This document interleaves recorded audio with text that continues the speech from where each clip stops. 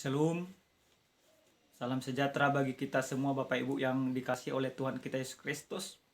Salam damai, salam sehat.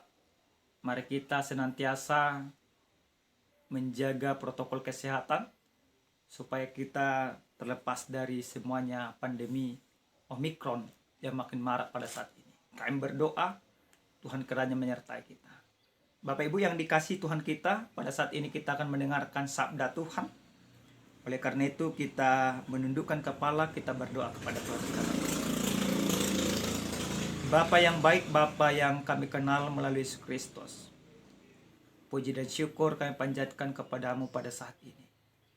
Pada saat ini kami mau Roh Kudus-Mu menyertai kami, sehingga kami mengerti sabda Tuhan. Dalam nama Yesus kami berdoa. Amin. Bapak Ibu yang dikasihi oleh Tuhan kita Yesus Kristus, firman Tuhan yang akan menyapa kita pada saat ini yang tertulis dalam kitab Yesaya pasal 55 ayat 10 sampai dengan ayat yang ke-13. Demikian firman Tuhan. Sebab seperti hujan dan salju turun dari langit dan tidak kembali ke situ, melainkan mengairi bumi dan membuatnya subur dan menumbuhkan tumbuh-tumbuhan, memberikan benih kepada penabur dan roti kepada orang yang mau makan.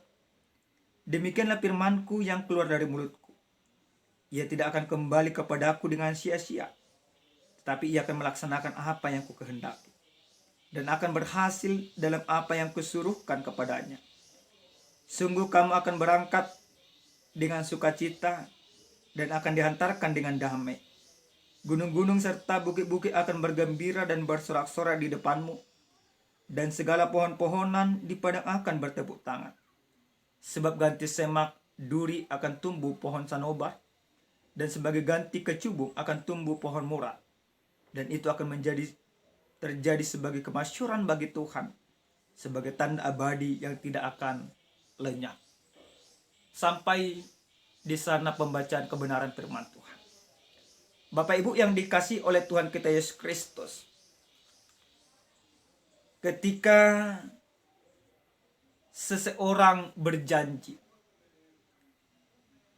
sering sekali orang tersebut akan mengingkari janjinya oleh karena situasi dan kondisi yang dihadapinya. Bisa saja orang tersebut lupa janjinya oleh karena kekuasaan yang sudah dia terima. Maka kita tidak heran melihat, memperhatikan zaman sekarang ini banyak orang mudah mengungkapkan janji, tapi tidak menepatinya. Dalam kebenaran firman Tuhan yang sampai kepada kita pada saat ini, keadaan bangsa atau umat Tuhan pada saat itu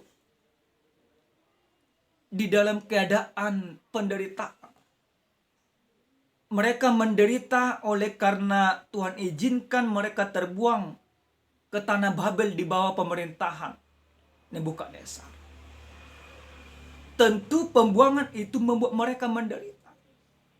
Tentu penderitaan itu membuat mereka putus harapan.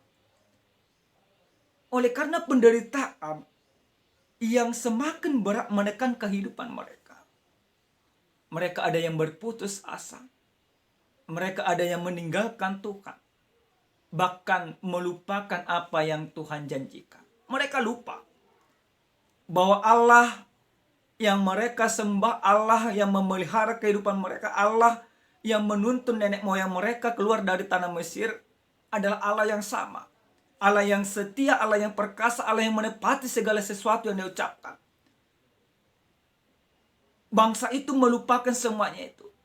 Bangsa itu mengibaratkan bagaimana mereka berjanji kepada Allah setia, tapi mereka tidak setia. Mereka samakan hidup mereka sama seperti Tuhan, padahal tidak. Sekalipun umat Allah itu tidak setia, sekalipun umat Allah itu menyeleweng dari janji yang mereka janjikan kepada Allah, hanya menyembah kepada Allah saja, tetapi Allah yang mereka sembah, Allah yang mereka ingkari, Allah yang mereka tinggalkan, tidak pernah meninggalkan mereka. Nah, Bapak Ibu yang dikasihi oleh Tuhan kita Yesus Kristus, di dalam keadaan situasi yang tidak karuan, di dalam keadaan situasi yang sudah kehilangan pengharapan oleh karena penderitaan, Allah menyapa umatnya melalui nabi yang dikasihnya Yesaya. Tujuannya adalah supaya bangsa itu mengenal, supaya bangsa itu mengingat bahwa apa yang dijanjikan oleh Allah akan ditepati oleh Allah sendiri. Allah katakan menghukum mereka, memang Allah lakukan.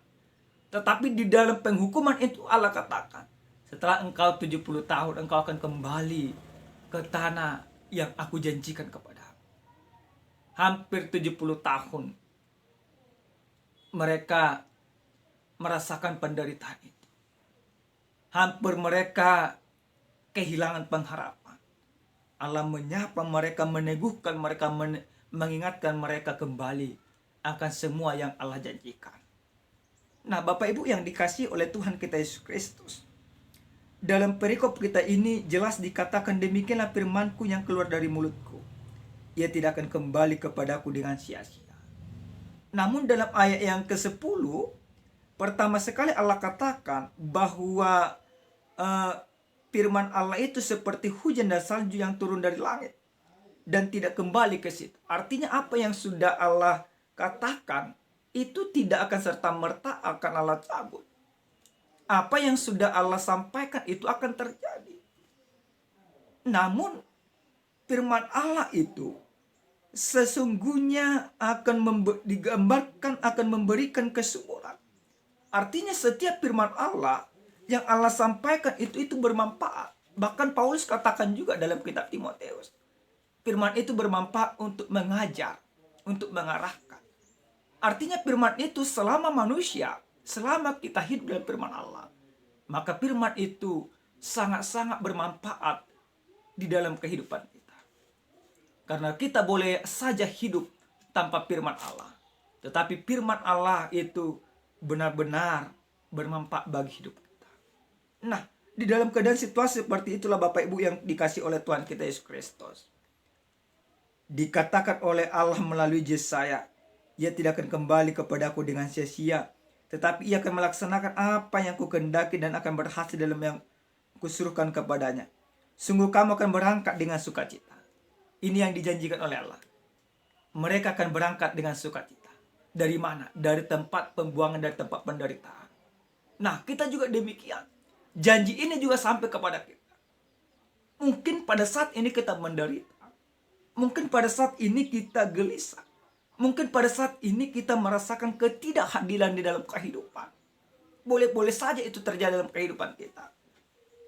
Tapi satu hal yang mau disampaikan oleh firman ini kepada kita. Sekalipun engkau menderita, sekalipun engkau sengsara di dalam kehidupanmu, tapi yakinlah bahwa Allah senantiasa menyertai kehidupanmu. Orang boleh berlaku tidak adil kepadamu, tetapi Allah akan senantiasa berlaku adil kepada kita. Nah, Bapak Ibu yang dikasih oleh Tuhan kita Yesus Kristus, dari firman ini kita melihat dikatakan juga bahwa dan akan berhasil dan apa yang kutaruhkan kepadanya, dan akan diantarkan dengan damai, gunung-gunung serta bukit-bukit akan bergembira dan bersorak-sorak di depanmu, dan segala pohon-pohonan di padang akan bertepuk tangan. Bahkan dikatakan dalam ayat ke-13, inilah sebuah janji yang luar biasa. Sebagai ganti semak duri akan tumbuh pohon senobar. Sebagai ganti penderitaan akan ada kebahagiaan. Sebagai ganti penderitaan akan ada sukacita. Sebagai ganti penderitaan akan ada damai sejahtera dalam kehidupan kita. Dengan semuanya yang Tuhan gantikan nantinya, kita semakin memasyurkan, mempermuliakan Tuhan di dalam kehidupan. Bapak Ibu yang dikasihi oleh Tuhan kita Yesus Kristus, dari firman ini kita mau belajar beberapa hal.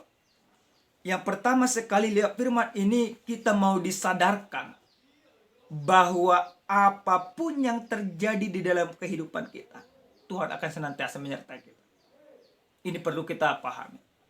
Apapun yang terjadi dalam kehidupanmu, baik engkau dalam penderitaan, baik engkau dalam sukacita, Tuhan akan serta menyertaimu. Tuhan tidak akan pernah membiarkan kita melangkah sedetik pun tanpa penyertaan. Tapi kita sering sekali tidak ikut andil dalam penyertaan Tuhan. Sering sekali kita keluar daripada zona yang sudah Tuhan tentukan. Tuhan sudah tentukan ini jalan yang harus engkau jalani. Ini pekerjaan yang harus engkau kerjakan. Tapi kita keluar daripada itu. Kita tidak setia dengan proses yang Tuhan lakukan. Tapi lewat firman ini kita dia mau diingatkan.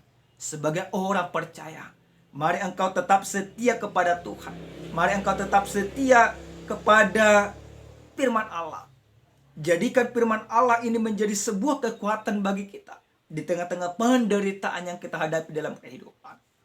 Yang kedua, Bapak Ibu yang dikasihi oleh Tuhan kita Yesus Kristus, dari firman ini kita mau diingatkan bagaimana kita diajak untuk senantiasa juga setia seperti Tuhan. Ketika Tuhan sudah setia kepada kita, Dia menyertai kita, maka kita juga ada harga yang harus kita bayar, yaitu kesetiaan kita percaya kepadanya. Tapi harga yang harus kita bayar ini bukan merugikan kita, justru memberikan sukacita kepada kita. Nah, Bapak Ibu yang dikasihi oleh Tuhan kita Yesus Kristus, saya punya cerita. Beberapa bulan terakhir ini,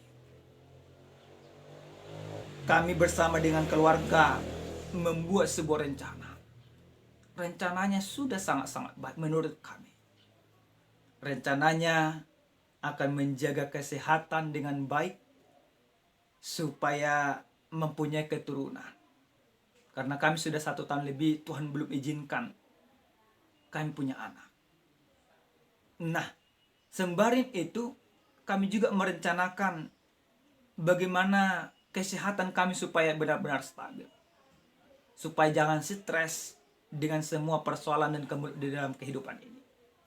Namun apa yang terjadi Bapak Ibu yang Tuhan kasihi? Mulai dari awal tahun 2022 ini, apa yang kami rencanakan itu tidak sesuai dengan apa yang kami inginkan terjadi. Jauh panggang dari api.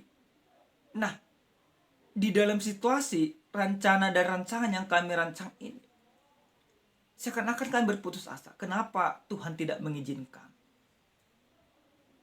Nah, di dalam keadaan seperti itulah, saya selaku pendeta diberikan sebuah pemahaman bahwa hidupku, rencanaku, itu tidak lebih indah dari hidup dan rencana yang Tuhan berikan kepadaku. Maka jelas Tuhan katakan bahwa rancanganmu bukanlah rancanganku, dan jalanku bukanlah jalanku. Nah, Bapak Ibu yang Tuhan kasihi, yang Tuhan inginkan dari kita, ikutin proses yang Tuhan lakukan, yang sudah Tuhan tentukan. Supaya apa? Supaya mengikuti proses yang sudah Tuhan tentukan ini, maka kita merasakan damai sejahtera dalam kehidupan. Yang terakhir sekali Bapak Ibu yang Tuhan kasihi, lewat firman ini kita mau diajak untuk tetap percaya kepada Tuhan. Di tengah-tengah umat, di tengah-tengah bangsa, di tengah-tengah situasi dan kondisi yang berusaha menghilangkan iman percaya kepada Tuhan. Tetapi selaku orang yang sudah hidup dalam penyertaan Tuhan, kita mau diajak percaya kepada Tuhan. Apapun yang terjadi dalam kehidupanmu, saat ini engkau boleh menderita. Saat ini engkau boleh merasakan ketidakadilan. Saat ini engkau boleh merasakan yang namanya fitnahan. Tetapi ingatlah, Tuhan tidak akan pernah membiarkanmu menghadapi semuanya itu. Tuhan menyertai kehidupan kita. Tuhan menyertai keluarga kita. Tuhan menyertai pekerjaan kita. Umat Tuhan dalam konteks Yesaya ini, mereka katakan, Tuhan itu tidak ada lagi. Tuhan itu sudah membiarkanku. Maka mereka tidak percaya kepada Tuhan. Tapi kita harus katakan, Tuhan itu akan tetap ada. Tuhan itu akan menyertaiku. Tuhan itu akan mengangkatku. Tuhan itu adalah batu penjuruku. Amin, kita berdoa. Terima kasih ya Tuhan kami, Tuhan yang maha baik, buat firman-Mu yang sudah kami dengarkan pada saat ini. Terima kasih, kami percaya bahwa Engkau adalah setia dalam kehidupan kami. Apa yang Engkau janjikan akan Tuhan nyatakan kepada kami. Ada banyak penderitaan, ada banyak persoalan, ada banyak tantangan. Tapi kami percaya Tuhan akan ada bersama dengan kami menghadapi penderitaan dan persoalan itu. Terima kasih Bapa, dalam nama Yesus kami berdoa. Amin. Shalom, salam sehat, Tuhan memberkati kita.